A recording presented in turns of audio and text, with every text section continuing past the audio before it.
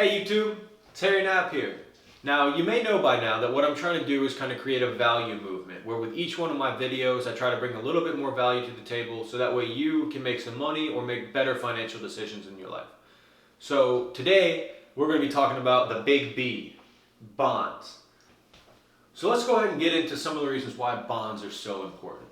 First of all, bonds create an incredible opportunity to create steady income.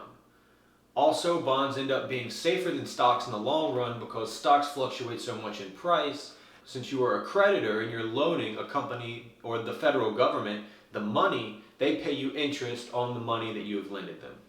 Another reason that we're going to talk about bonds today is because if you invest in them properly, you can make your income tax-free. All that interest can come back to you tax-free. So we're going to get into a couple of ways to do that because that's major. For simple terms, we're going to just go ahead and say the face amount is the standard lot size of $1,000 per bond that you buy. So the company or the government is going to pay you a 5% annual rate on that. Typically, interest is paid semi-annually, so that means every 6 months you're going to get half of your coupon rate. It's called a coupon. It's the payment that you're getting paid. And they state it as a percentage so that way you know. So if you get 5% on a $1,000 face value bond, you're getting $50 yearly or $25 semi-annually. So now I want to get into something that's happening right now in the world around us with these bond prices. So usually in a normal market, not coronavirus ridden, where the Fed's come in and bought everything up and provided all this capital to all these companies, normally you would find a $1,000 bond from a company maybe at a rate of like 3 to 7% depending upon the credit rating of that company. The better the credit rating of the company, the lower the rate they have to pay because the more likely they are to pay off their debt. However, if the company has bad credit, and they have a low credit score, a bad credit rating from these people like Moody's and the S&P that rate these bonds, if they have a bad credit rating, they have to pay a higher bond to attract investors. So typically on average, just for simple numbers, we're going to say a corporate bond rate is around 5%. So you would be making a $50 payment annually, which is a lot higher demand than this situation that we're currently experiencing over here, where the Fed is offering a 0.12% interest rate on a 1-year bond, meaning that if you give the Fed money, they are only going to pay you $1.2 a year, as opposed to the bond over here that's going to pay you $50 a year. So it only kind of makes sense, like what would you rather go with? Yeah, the Fed's going to be much safer because they have the best credit rating, because they have the authority of the federal government to tax, and they get paid off with tax income from people.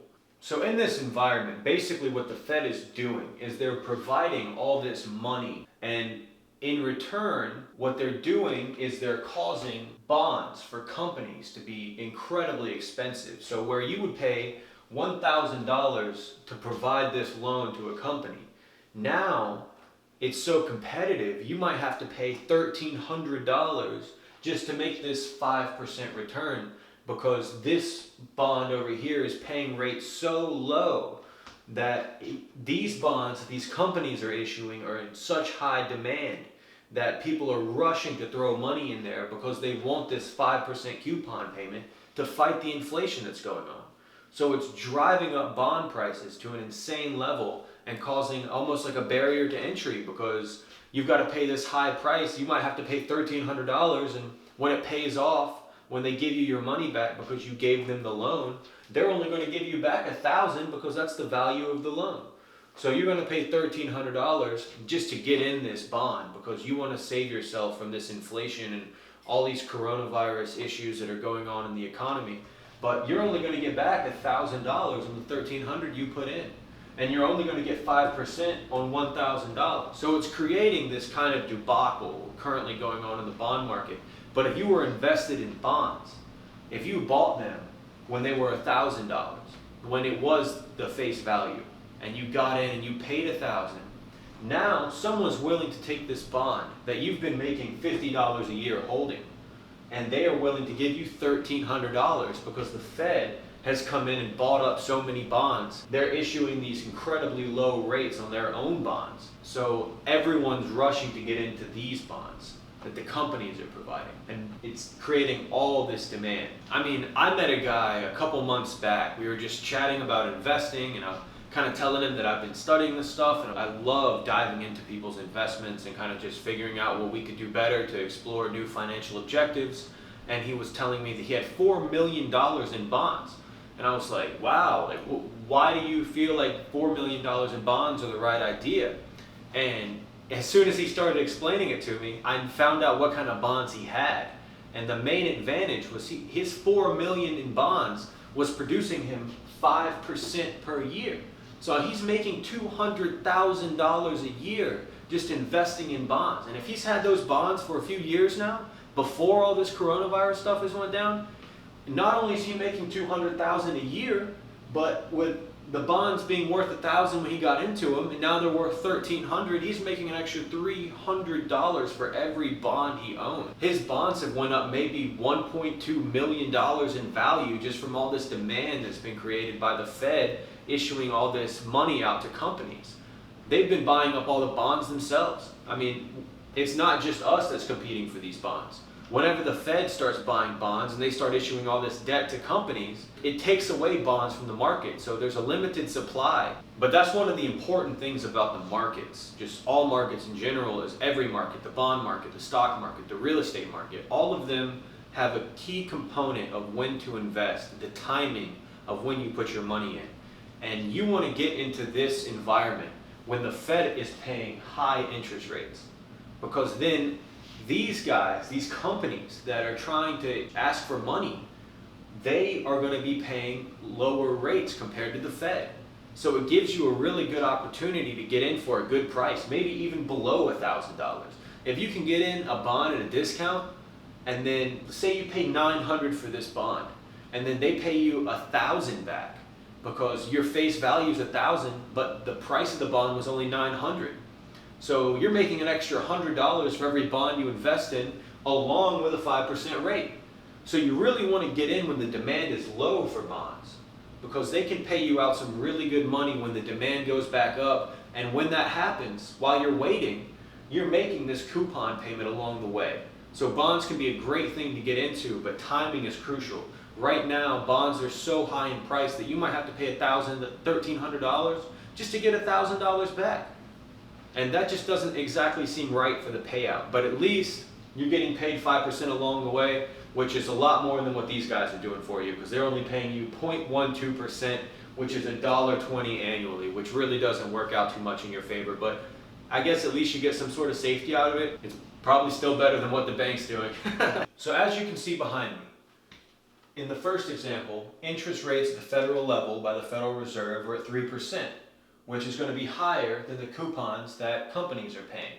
So in order for companies to drive up demand, what they're going to do is they're going to lower the price of their bonds. It's going to be less competitive for you to get involved in their bonds, because the demand is going more toward higher interest rates, always. People want to get compensated more for the money that they put out there.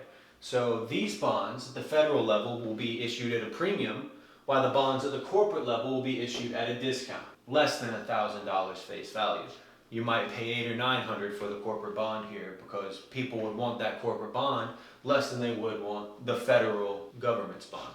So in this example over here, we're going to see the exact opposite, where the federal interest rates are 1% and the corporate rates are around 3%. Bonds in this situation will be issued at a premium. That's going to be because corporate bonds are going to have much higher demand with a higher interest rate. So they would be priced at well above probably $1,000. They could be trading at $1,100 or $1,200 or $1,300 because the demand's higher. While these government bonds, these Federal Reserve bonds, will be trading at a discount because there's not as much demand for them. It's typically a supply and demand equation with these bonds. With the principles of supply and demand, anytime you have a low demand, you really want to increase the quantity of products or investments sold or issued. So in order to increase that hunger, what they're going to do is they're going to drop the prices to try to push more quantity and get people involved with buying their bonds. But what we're seeing at the federal level right now is the exact opposite. There's so much demand because there's so much uncertainty. People are diving into bonds and the government is buying a whole bunch. So the demand is way up and the prices are super high. And that doesn't exactly mean that buying bonds is a bad idea. It just might mean that right now is not the best time.